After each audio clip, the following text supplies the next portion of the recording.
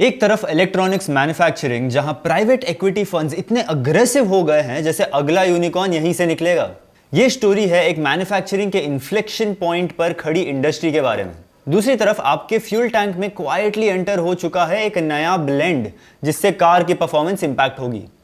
यह स्टोरी है एक ऐसे फ्यूल पॉलिसी शिफ्ट की जो पेपर पे परफेक्ट लगती है, लेकिन ऑन ग्राउंड कार ओनर्स के लिए कंसर्न बन गई है।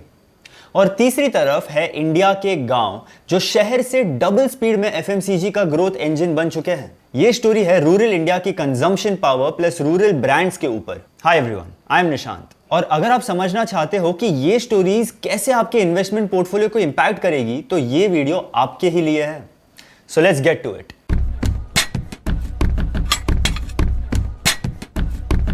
पहली स्टोरी एक सेक्टर की है जो आजकल सडनली प्राइवेट इक्विटी के लिए फेवरेट बन गया है। और सरप्राइजिंगली ये ना तो SaaS स्टार्टअप्स है ना फिनटेक। ये है इंडिया की इलेक्ट्रॉनिक्स मैन्युफैक्चरिंग कंपनी जो सचमुच सपने अब आजाद है मोटो का मिसाल है। कुछ साल पहले तक पीई फंड्स मैन्युफैक्चरिंग में ज्यादा इंटरेस्ट नहीं लेते थे, लेकिन अब multiples alternate asset management, TA associates, Motilal Oswal, Apollo Global, Reliance capital जैसे पीई फंड्स अब सब एक ही रेस में हैं to find the next multibagger in electronics manufacturing. P firms को डिक्सन टेक्नोलॉजीज जैसे हाई मल्टीपल पे पब्लिक इशू करने वाले इलेक्ट्रॉनिक्स मैन्युफैक्चरिंग कंपनी से अब इस इंडस्ट्री में कॉन्फिडेंस आया है। As an example, Dixon technologies का जून क्वार्टर में नेट प्रॉफिट डबल होकर ₹280 करोड़ हो गया और रेवेन्यू 95% जंप करके ₹12,800 प्लस करोड़। तो अब स्पॉटलाइट में है जेटवर्क, एम्बर एंटरप्राइजेस, सिरमा एसजीएस जैसे इलेक्ट्रॉनिक मैन्युफैक्चरिंग कंपनीज। ये कंपनी सितंबर 30 के पहले मल्टीपल जॉइंट वेंचर्स और एक्विजिशंस अनाउंस कर रही है। बेसिकली सितंबर 30 गवर्नमेंट के इलेक्ट्रॉनिक्स कंपोनेंट मैन्युफैक्चरिंग स्कीम यानी ECMS में अप्लाई करने की डेडलाइन है और उसके पहले ये कंपनीज रेडी हो रही है। सो पी फंड्स के लिए ये सेक्टर सिर्फ ग्रोथ का नहीं, पॉलिसी प्रोटेक्शन का भी गेम है। ECMS जैसे स्कीम्स एक प्रोटेक्टिव मोट क्रिएट करते हैं। इस स्कीम्स के लिए कुछ एलिजिबिलिटी फुलफिल करना इंपॉर्टेंट है and not everyone can qualify. So competition के लिए ये एक बैरियर क्रिएट करेगी जो पी फर्म्स फेवरेबली देखते हैं। जेटवर्क ऑलरेडी $800 to $900 मिलियन रेस कर चुका है from big names like Khosla ventures और ग्रीन ओक्स। अब ये कंपनी इलेक्ट्रॉनिक्स के कंपोनेंट्स के मैन्युफैक्चरिंग में ₹1000 करोड़ इन्वेस्ट कर रहा है। इसे वो printed circuit board, sensors, connectors, mechanical enclosures, basically वो सब जो इलेक्ट्रॉनिक्स की बैकबोन है, वो ये कंपनी मैन्युफैक्चर कर पाएगी। एम्बर एंटरप्राइजेस भी छोटा प्लेयर नहीं है। वो ₹4200 करोड़ कैपेक्स में डाल रहा है और 700 to 800 करोड़ रुपीस एक्विजिशंस के लिए। उनका प्लान है कि ये फंड्स QIP रूट यानी कि क्वालिफाइड इंस्टीट्यूशनल प्लेसमेंट से रेज हो, जहां पी फंड्स भी हिस्सा ले सकते हैं। सिरमा एसजीएस भी ECMS स्कीम्स के अंडर प्रिंटेड सर्किट बोर्ड का प्लांट सेटअप कर रहा है और इस एक्विजिशंस एंड ग्रीनफील्ड प्रोजेक्ट के लिए ₹1000 करोड़ के फंड्स QIP से रेज कर रहा है। तो अब इंडिया का इलेक्ट्रॉनिक्स मैन्युफैक्चरिंग इकोसिस्टम एक इन्फ्लेक्शन पॉइंट पे है। डिमांड बढ़ रहा है, गवर्नमेंट पुश दे रही है और पी फंड्स अग्रेसिवली एंट्री ले रहे हैं। इस इंडस्ट्री के लिए अगले कुछ साल इन्वेस्टर्स के लिए रिवॉर्डिंग हो सकते हैं, पर जैसे हर फास्ट ग्रोइंग सेक्टर में होता है, यहां भी एग्जीक्यूशन और मार्जिन सस्टेन करना की होगा, क्योंकि वैल्यूएशंस अल्टीमेटली प्रॉफिट से ही सस्टेन होंगे। दूसरी स्टोरी में अगर आप गाड़ी चलाते हो तो शायद आपके व्हीकल का माइलेज कम हो सकता है और मेंटेनेंस ज्यादा हो सकता है। पॉटहोल्स और बारिश तो ठीक है, लेकिन इस बार कल्प्रिट रोड नहीं, पेट्रोल खुद है। इंडिया ने अब ऑफिशियली E20 फ्यूल पे स्विच कर लिया है, which is 20% ethanol blended petrol. Government बोल रही है कि ये स्टेप पोल्यूशन कम करेगा, ऑयल इंपोर्ट बिल घटाएगा और गाड़ी का एक्सेलरेशन बेटर करेगा। Sounds good right? लेकिन सोशल मीडिया पे कार ओनर्स के कंसर्न्स अलग ही कहानी सुना रहे हैं। एज पर दम एथेनॉल ने फ्यूल्स टैंक में रस्ट बढ़ा दिया है, माइलेज कम हो गया है और फ्यूल एफिशिएंसी में क्लियर ड्रॉप है। और बहुत लोग का ये सजेस्ट करना है कि E20 का फेज्ड रोल आउट करना चाहिए और इन द मीनवाइल E10 भी अवेलेबल रखना चाहिए। साइंस के हिसाब से इथेनॉल हाइग्रोस्कोपिक होता है, ये मॉइस्चर अब्सॉर्ब करता है जो मेटल्स, रबर्स और प्लास्टिक्स में करोजन बढ़ा सकते हैं। सो लॉन्ग टर्म में engine wear and tear accelerate हो सकता है, स्पेशली अगर व्हीकल इथेनॉल रेडी ना हो।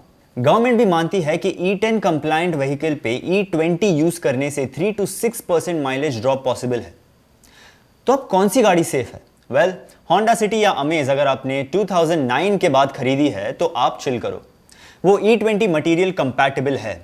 बट हीरो और टीवीएस ने अपने ओल्डर टू व्हीकल ओनर्स के लिए एडवाइजरी इशू की है कि modifications to fuel system might be necessary.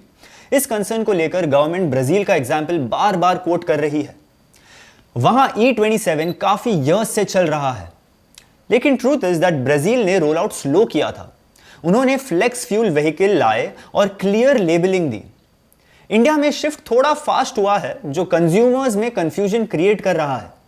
Investors lens से देखे तो एथेनॉल ब्लेंड एक विन है। इससे रुपीस 1.4 लाख करोड़ का फॉरेक्स सेविंग्स होगा, फार्मर्स के लिए नया रेवेन्यू स्ट्रीम ओपन होगा और सर्विस इंडस्ट्री के लिए एक्स्ट्रा बिजनेस। लेकिन शॉर्ट टर्म में लेगेसी व्हीकल ओनर्स थोड़ा परेशान रहेंगे। बॉटम लाइन यह है कि एथेनॉल फ्यूचर का फ्यूल है, पर अगर व्हीकल्स E20 रेडी नहीं है तो मेंटेनेंस ज्यादा आ सकता है। सो क्लीन एनर्जी की रेस में जीत सबकी हो, इसके लिए ट्रांजिशन स्मूथ होना जरूरी है।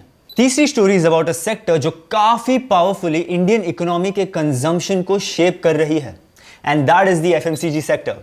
अप्रैल जून क्वार्टर में रूरल मार्केट्स ने FMCG ग्रोथ में अर्बन मार्केट्स को फिर से पीछे छोड़ दिया, और ये कोई एक दो बार का कोइंसिडेंस नहीं है। It has been a trend now.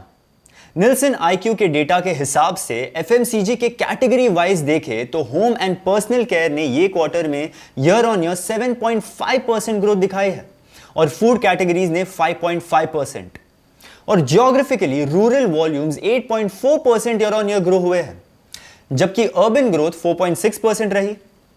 Plus लोग अब छोटे पैक्स प्रेफर कर रहे हैं, जो प्राइस सेंसिटिव कंज्यूमर्स के लिए फिट है। मतलब villages are growing almost 2x faster than cities, और ये 6th कंसेक्यूटिव क्वार्टर है जब ये ट्रेंड कंटिन्यू हो रहा है। और इसका रीजन काफी इंटरेस्टिंग है। एक तरफ इन्फ्लेशन ईज हो रही है, दूसरी तरफ मॉनसून का फोरकास्ट अच्छा है, ऊपर से गवर्नमेंट ने इनकम टैक्स कट्स दिए हैं। इसका रिजल्ट ये है कि soap, T, snacks, edible oil जैसे डेली यूज प्रोडक्ट्स की डिमांड रूरल एरियाज में फिर से ऊपर जा रही है। HUL ने अपने लेटेस्ट रिजल्ट्स में बोला है कि उनका वॉल्यूम ग्रोथ 4% हुआ, जो मार्केट एक्सपेक्टेशन से बेटर था। ITC, गोदरेज कंज्यूमर्स, मराइको, नेस्ले, ये सब ने भी डिमांड रिकवरी का सिग्नल दिया है। लेकिन रूरल ग्रोथ की कहानी में एक और इंटरेस्टिंग ट्विस्ट है, और वो है स्मॉल मैन्युफैक्चरर्स का रेज। छोटे रीजनल D2C ब्रांड्स जो नूडल्स, बिस्किट्स, टी, कॉस्मेटिक्स जैसे कैटेगरीज में काम करते हैं, अब लेगेसी जायंट्स को टफ कंपटीशन दे रहे हैं। लोअर प्राइसिंग, फास्टर इनोवेशन और क्विक कॉमर्स प्लस ई-कॉमर्स की लास्ट माइल रीच के कारण रीजनल ब्रांड्स अच्छा परफॉर्म कर रहे हैं। अब अर्बन एरियाज की बात करें तो स्मॉल टाउन्स के कंजम्पशन में रिकवरी आ रही है, लेकिन मेट्रोपॉलिटन सिटीज में कंजम्पशन का डिक्लाइन कंटिन्यू हो रहा है ड्यू टू चैनल शिफ्ट।